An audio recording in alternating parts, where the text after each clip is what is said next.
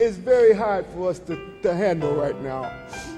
You know, we make no apologies for our suffering and our pain. You can see it.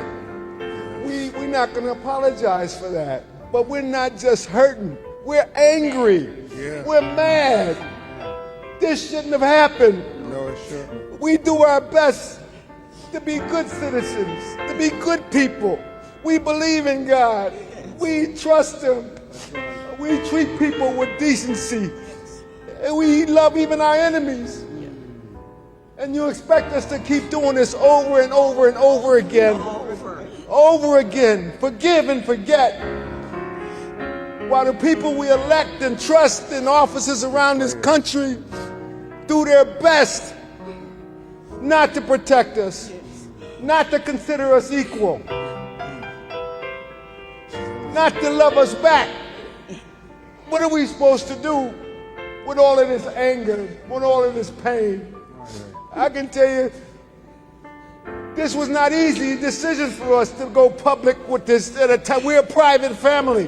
This was not easy for us. But how else could we honor our mother? How else could we uphold the things that she put in us, the things she believed in? How else can we do that? To prepare us for the word of the Lord, I want you to turn to Psalm that reads in this way. How long, O Lord, will you forget me forever? How long must I take counsel in my soul and have sorrow in my heart all the day? How long shall my enemy be exalted over me? Consider and answer me, O Lord my God. Light up my eyes, lest I sleep the sleep of death. Lest my enemies say, I have prevailed over him. Lest my foes rejoice, because I am shaken. But I have trusted in your steadfast love. My heart shall rejoice in your salvation. I will sing to the Lord, because he has dealt bountifully with me. I want to talk for the time that's ours to share on this Lord's Day from this thought: believing beyond the breaking point. Believing beyond the breaking point. Garnell Whitfield is the gentleman you just heard speak before we read the scriptural text. He spoke while he was mourning the murder of his mother in cold blood at the hand of an evil white supremacist. And in speaking, he voiced what many of us in America, and particularly Black America, are feeling. If I could be honest, this one just hit a little different. It was something about this event, this occurrence, that made us feel like things that were already bad have now gone from bad to worse. If the deaths of the 9 churchgoers at Mother Emanuel in South Carolina were not enough to let us know that you're not even safe in a place that is a sanctuary, a Saturday ago we were given a reminder that one is not safe from the forces of evil and hatred at any place in this country, not even in a grocery store. There's not enough time, church, today to unpack all that's going on in this zeitgeist, this spirit of the age that we're living in, that is turning back the hands of progress, that denies any sense of the truth, but consistently confirms to us that Black lives still do not matter. And sadly confirms yet again that the voices of women will continue to go unheard. All taken together, it feels like we have been pushed beyond our breaking point. But on today, if you're feeling like you've been pushed beyond your breaking point, I rise to tell you that God's call to you as a faithful disciple is to keep on believing, even if you've been pushed beyond your breaking point. This psalm is for you and for me today who feel like we're at or have been pushed beyond our breaking point, because it is the intent of this psalm, as it is written, to encourage afflicted believers who feel abandonment by God, people who feel that they are at their wits' end, and people like you and me who believe and feel that we are beyond our breaking point. This psalm tells us that God is available, God is even accessible, but more than any of that, God is still able to bring us through what we find ourselves confronted with. And the time that's ours to share today, I want to lift up this big idea, and it's simply this: that even when deliverance is not immediate or even imminent, our confidence is in God, who hears our prayers and who will bring us to a place of praise. If you're going to maintain your faith and keep believing beyond your breaking point, the first thing you've got to understand, sisters and brothers, is that you have to have the audacity of faith. You know, if you're at your breaking point or beyond your breaking point, it takes some audacity to keep on believing. It takes some grit, it takes some nerve to keep believing when the rug has been snatched from beneath your feet, when it seems like the world is crumbling around you. You've got to have not just tenacity, you've got to have some audacity to keep believing in God in the midst of a world that seems to suggest that things are not going to turn around for us. And that is what this psalmist shows us, because in between verses 1 and 2 of this psalm, we get 4 how long questions that voice this worshippers' belief that they feel that they have been abandoned by God, that God has hidden his face from them, that God has taken too long to bring about deliverance. They levy the complaint that they have tried to sort things out within their heart and within their mind, yet each and every time they're trying to sort these things out in their heart and their mind, they have no solution. The situation is never resolved, and then they go to even suggest that God has left them vulnerable and defenseless, and as a result, their enemies are triumphing over them. Now, I know many of us, when we read these first 2 verses, take them as being disrespectful to God and irreverent to God, because they are not filled with laudables about what God has done. But I might need to suggest to you that is really just expressing an audacious faith that is committed to stick with God even when things don't turn out the way we would think they would turn out. Committed to keep believing in God, and watch this, stay in conversation with God even if the conversation is not filled with pleasantries and with praise. Because what we learn in these first 2 verses is that if you've walked with God long enough, your conversation every now and then will go from laudables to lament. Lament is what one writer says is when you're able to sing or praise in a minor key. You know, I'm not a musician like Dr. Davis, but I do know that major keys are happy and joyous and jubilant. You know, we understand the major keys of song, but it is those minor keys in singing that are a little bit sorrowful and bluesy.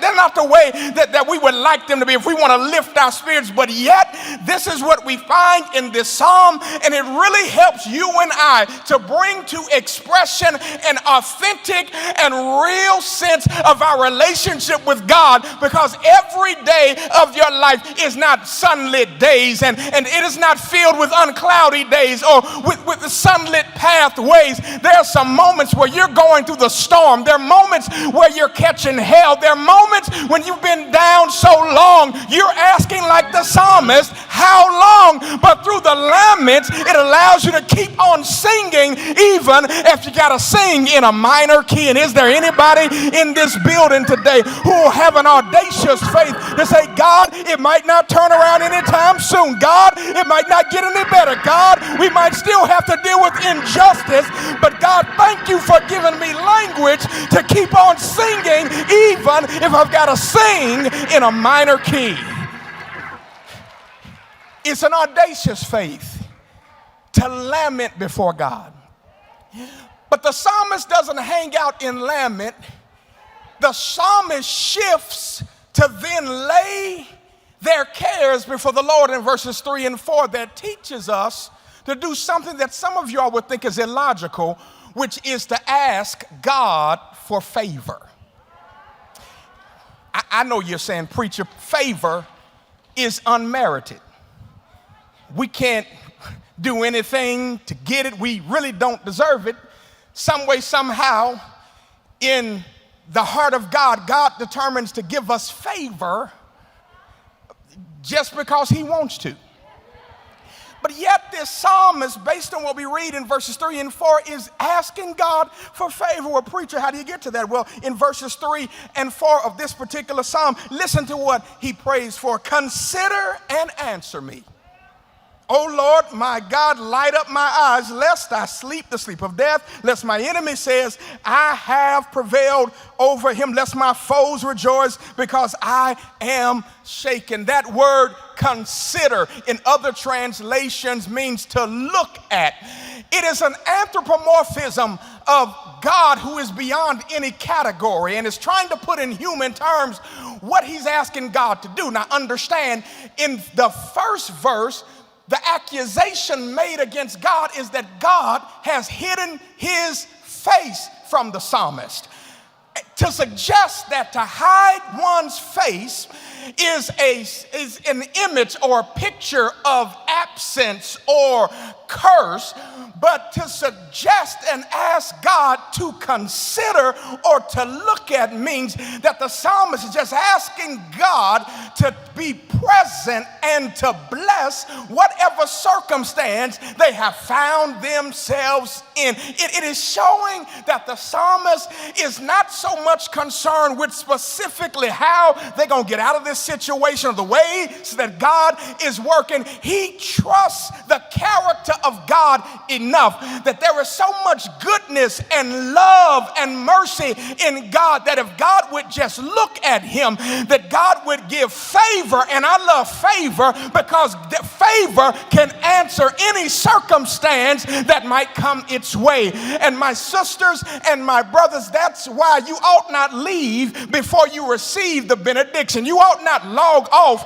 until you get the benediction, because it's in number 6 where Moses gives instruction to Aaron to bless the people.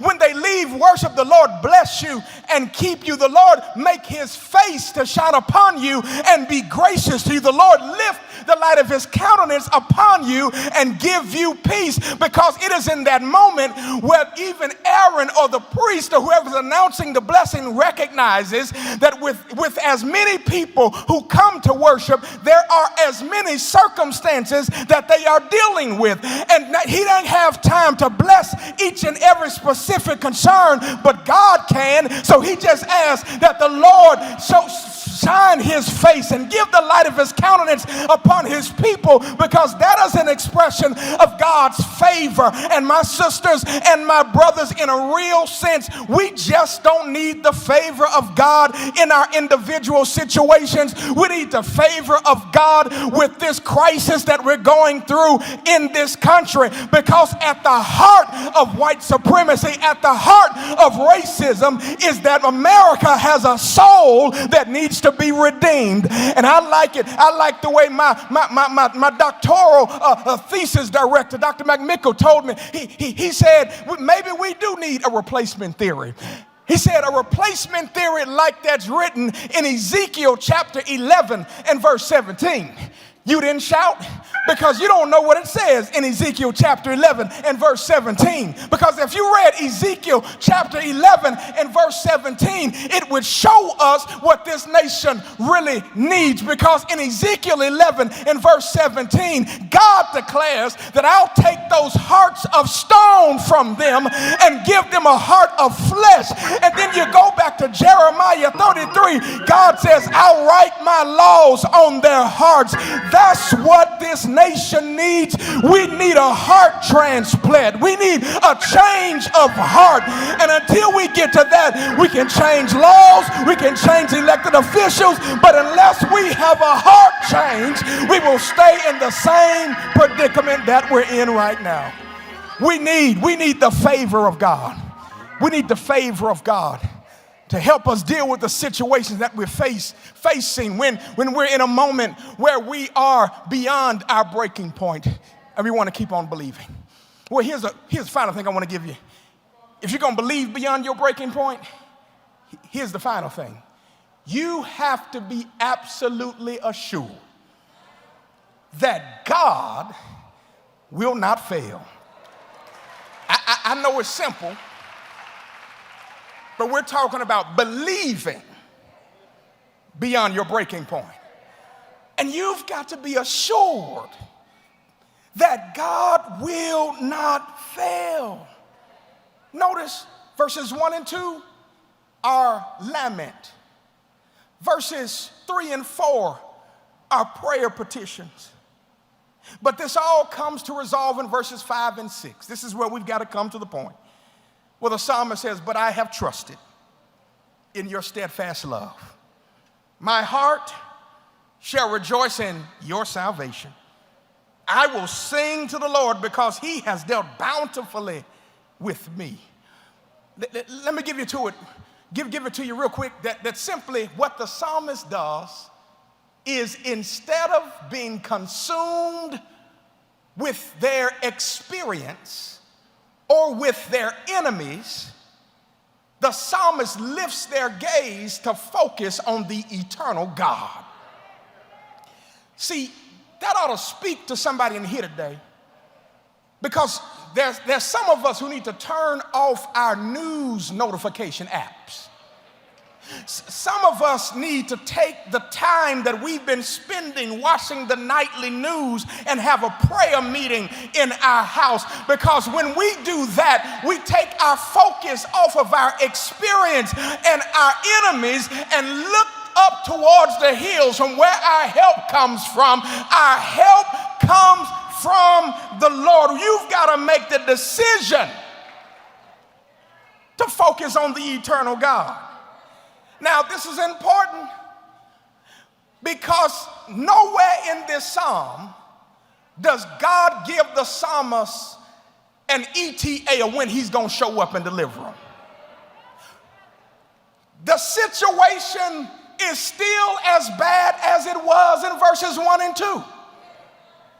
But yet, the psalmist has made up their mind that I'm going to trust in God's steadfast love.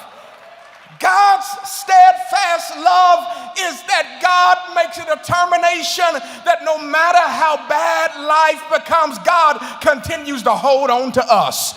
I wish I had a witness here today, because there have been moments where you've been tempted to let go of God, but God said, baby, you might get weak, your hand might slip, but God said, my steadfast love will never let go of you.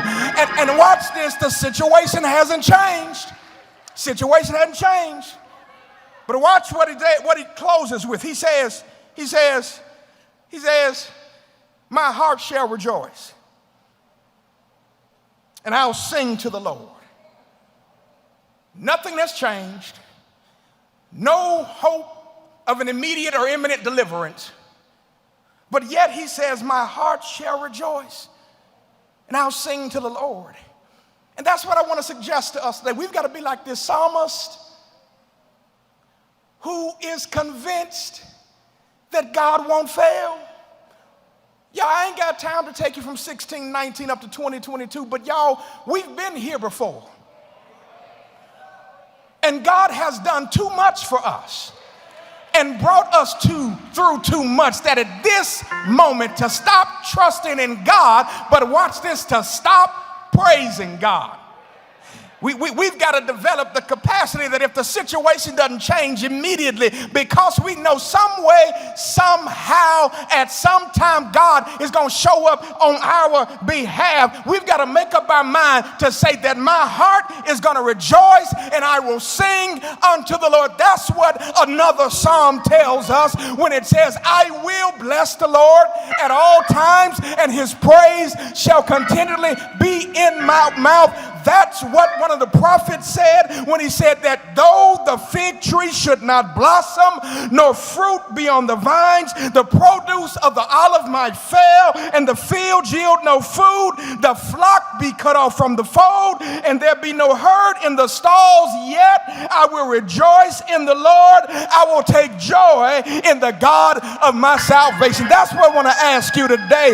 We might not get out of this situation anytime soon, but will you make up your mind to give God a yet praise?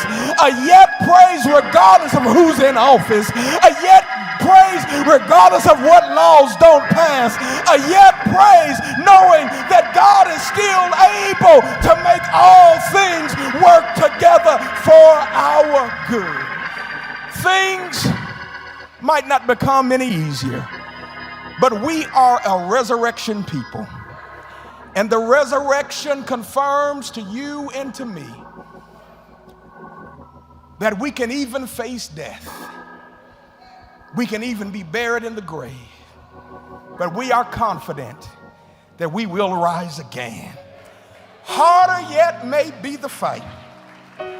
Right may often yield to might. Wickedness a while may reign. Satan's cause may seem to gain.